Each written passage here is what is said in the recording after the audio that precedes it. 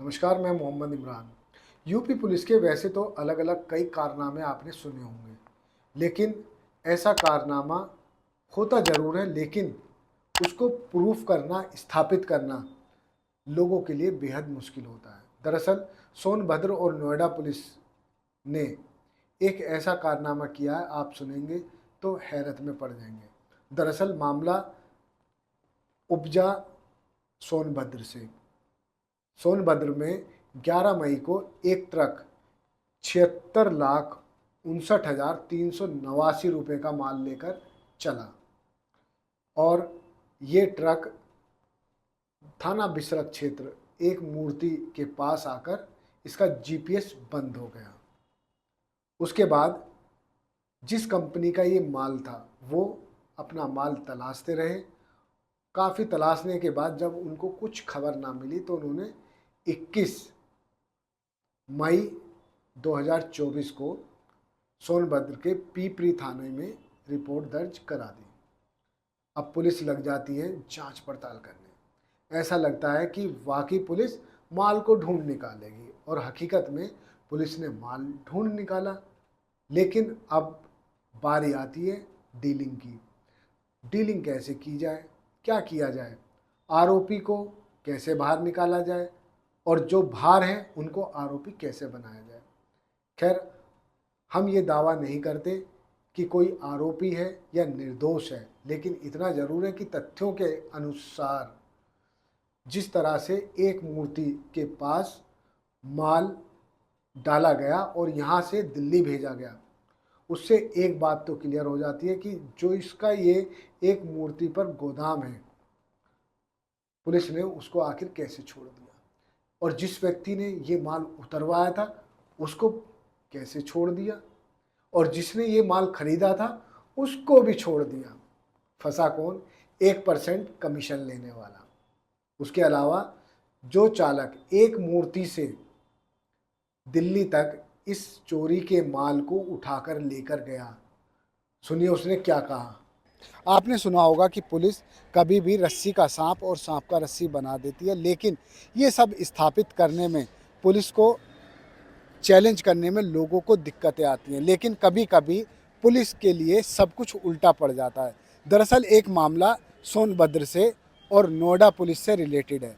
सोनभद्र से करीब 30 से 35 लाख रुपए का माल लुधियाना के लिए गया, जिसमें सिल्वर भरा था। इस माल को एक ट्रक में लाद कर लाया जा रहा था, लेकिन इस ट्रक का जीपीएस बंद हो जाता है एक मूर्ति गोल चक्कर पर आकर। उसके बाद सोनभद्र में रिपोर्ट दर्ज होती है चोरी की। पुलिस ट्रेस करते करते एक मूर्ति गोल चक्कर पहुंचती है और पता चलता है कि इस माल को उतारा गया एक कथित भाजपा नेता के कहने पर, उसी के यहाँ इस माल को रखा गया है। फिर पुलिस पूरी तफ्तीश करती है। पता चलता है कि माल यहाँ से ओखला में एक कंपनी के मालिक को बेच दिया गया है। खैर, सब कुछ पुलिस ने पता लगा लिया। फिर कहानी आती है कि इस पूरी कहानी को उलट पुलट कैसे किया जाए, आरोपी को कैसे निकाला जाए और जो बाहर हैं उनको आरोपी कैसे बनाया जाए। इसी कड़ी में जो एक ये चालक हैं, माल एक मूर्ति से ओखला तक लेके गए थे, इनसे मैं जानना चाहूँगा पूरी कहानी क्या क्या हुई, कैसे हुई। जी, आपका क्या नाम है? मोहम्मद राजू। अच्छा राजू, ये आपने कहाँ से माल लिया था और कहाँ दिया था? माल मैं एक मूर्ति से उठाया था, ओखला छोड़ा था। क्या माल था? सिल्वर। सिल्वर था। जी। तो ये ओखला में किस कंपनी में छोड़ा था, कुछ याद है? नहीं, ये कंपनी का नाम तो मुझे नहीं पता सर। अच्छा, तो जब आप माल छोड़ के आ गए तो आप कहाँ गए फिर? माल छोड़ के आने के बाद में मैं उसके बाद में संडे वाले दिन भी मैं पंजाबी बाग वहाँ गया था पानीपत। पानीपत से आने के बाद सोमवार के दिन मैं निकला था 2 बजे के टाइम में रुद्रपुर के लिए। रुद्रपुर से लौट रहा था मैं लगभग 12 साढ़े 12 बज रहा था रात को। 11 तारीख हो गई थी जब मेरी गाड़ी गढ़गंगा से मुझे रोका गया है। अच्छा, हाँ। तो गढ़गंगा पे किसने रोकी आपकी गाड़ी और क्या कह के रोकी? गढ़गंगा पे मेरे को रोकी गई इसलिए कि कह रहे कि एक्सटेंड करके आए हो। अच्छा जी। और जब हम जेवर टोल पे पहुंचे, यहाँ पे डासना वाले टोल पे, जेवर कह रहे हैं डासना वाले पे, हाँ हाँ। तो डासना वाले टोल पे पहुंचे तो मुझे बता रहे हैं कि तुमने ये माल यहाँ से यहाँ छोड़े हो। मैंने बोला जी हाँ छोड़े हैं। हाँ। तो बोले कि तुम्हें इस माल के बारे में कुछ पता है? मतलब नहीं जी मुझे नहीं पता। ये माल आपने किसके कहने पे छोड़ा था? मैंने खालिद भाई के कहने पे वहाँ पे तो माल छोड़ा था। इससे उपला। पहले भी आप उनके लिए काम करते रहे हैं क्या? जी अच्छा, तो आप माल छोड़ के आ गए। और ये कौन सी पुलिस थी जो आपको सोनभद्र गढ़गंगा? की। अच्छा, सोनभद्र की पुलिस थी। जी तो ये कहाँ लेके आई आपको? फिर सेक्टर 24 थाने पे मेरी गाड़ी खड़ी करी भाई, अच्छा, और फिर सेक्टर 51 में मुझे प्रीमियम होटल पे रखा गया। तो इन लोगों ने कितने दिन आपको होटल में रखा?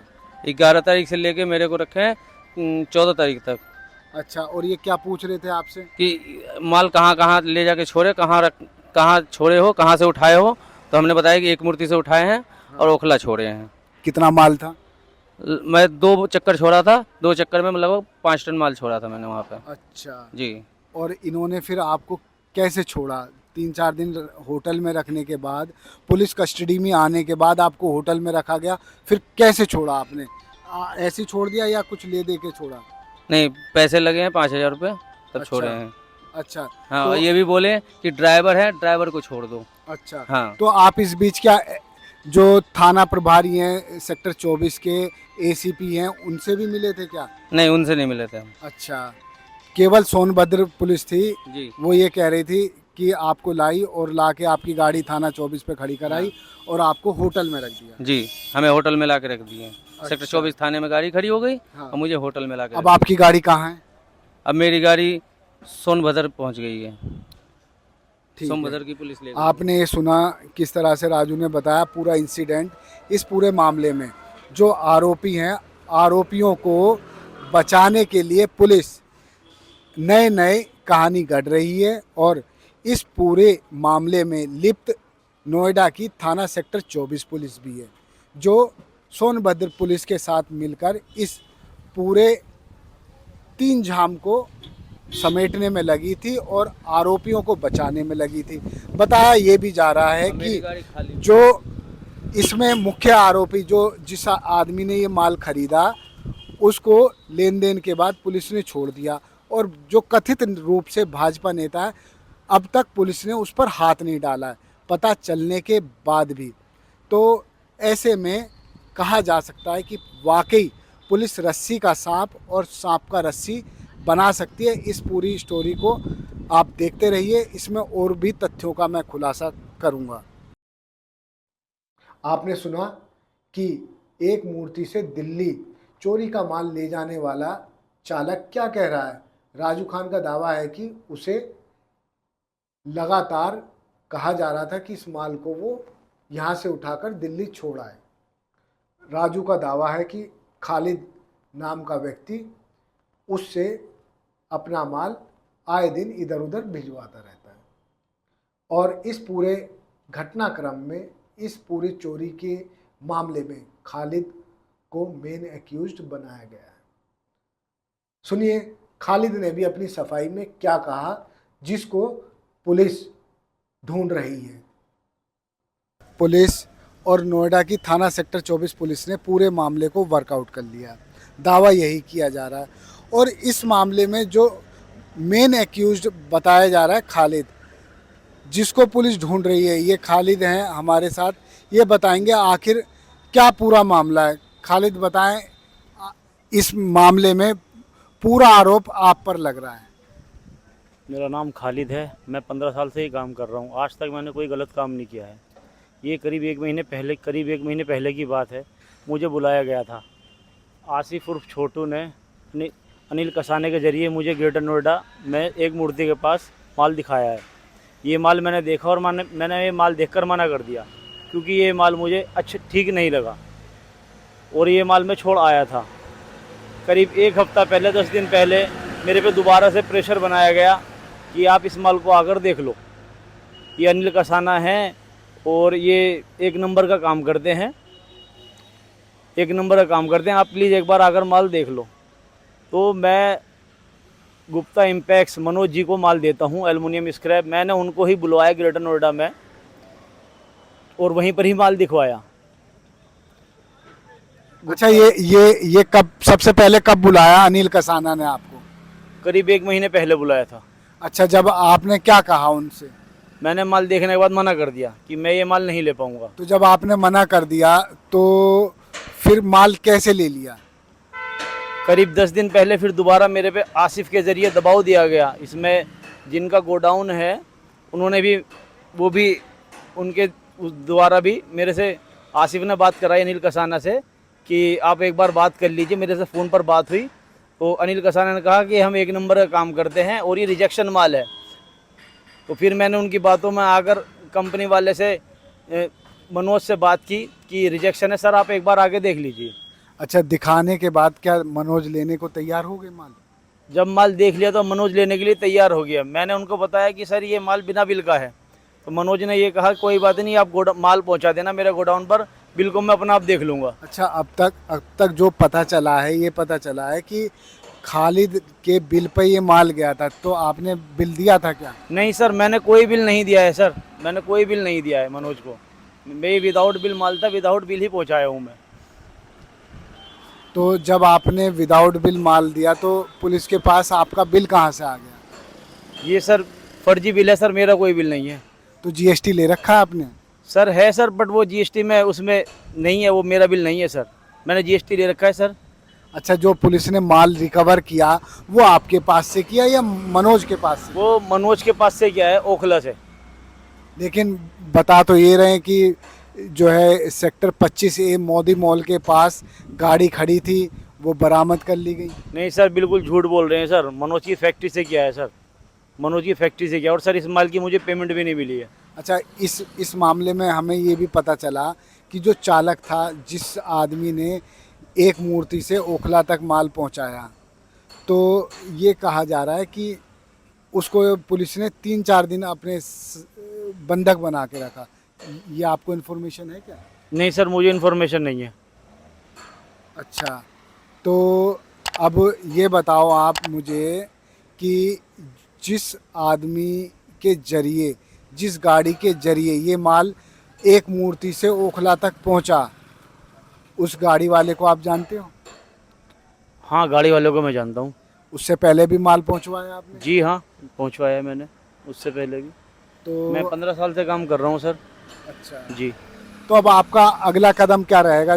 पुलिस ने तो मेन एक्यूज आपको ही बना रखा है और लोगों के नाम इसमें है नहीं, जिस तरह आपने बताएं। अब हम उसकी पुष्टि नहीं करते वो लोग हैं या नहीं, लेकिन आप बता रहे हैं, तो आपका अगला कदम क्या है?